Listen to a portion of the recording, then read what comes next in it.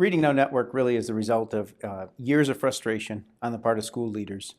We'd essentially lost our voice. We weren't credible as instructional leaders, and there was a movement that started in a part of West Michigan where a group of superintendents said, we need to do something to change this, and it has to start by stepping up and being those instructional leaders. Fortunately, we were surrounded by an awful lot of talent in West Michigan, and that's how it began. Let's set some standards, let's set some goals together, and pursue them aggressively above all else. We began by looking at outcomes, and we looked for some clear markers that were mutually universally understood.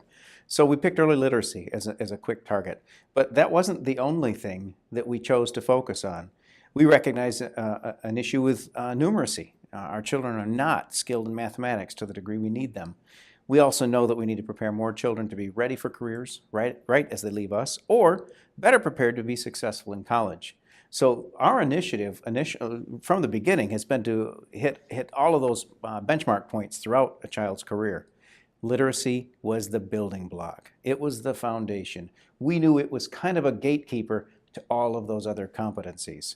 So when we talk about instructional leaders, we went right to outcomes. How will we be better convinced that the work we're doing in our schools and in our classrooms is yielding the results we need?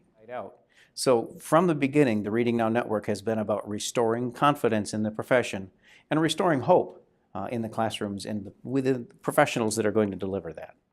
I believed, and many of the leaders in our districts believed, the talent is there.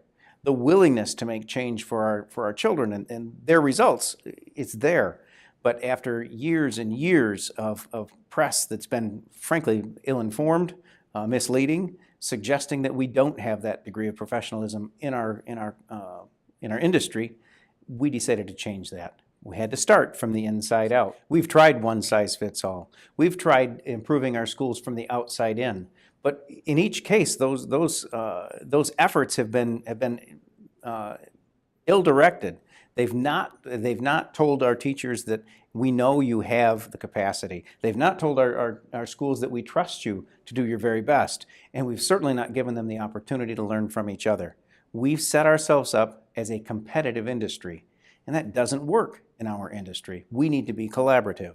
We need to learn from the best that's happening in each of our classrooms and find out how those things can inform other classrooms. What excites me about it is we've gone from being a bit one-dimensional. Instead of a layer of school leaders at the superintendent level who frankly are quite distant from what really happens in the classroom, now we've got engagement from multiple institutions, multiple directions. We've got a higher ed partner. That will give us the research, the quality research analysis of our work that helps us pass it along to others. Having a statewide partner in GELN and the expertise they have brought to the table.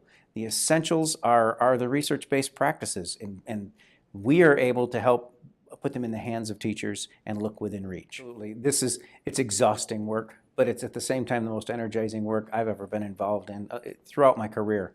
And I'm nearing the end of that career, and I can tell you this has been the thing that has changed my attitude about coming to work every day.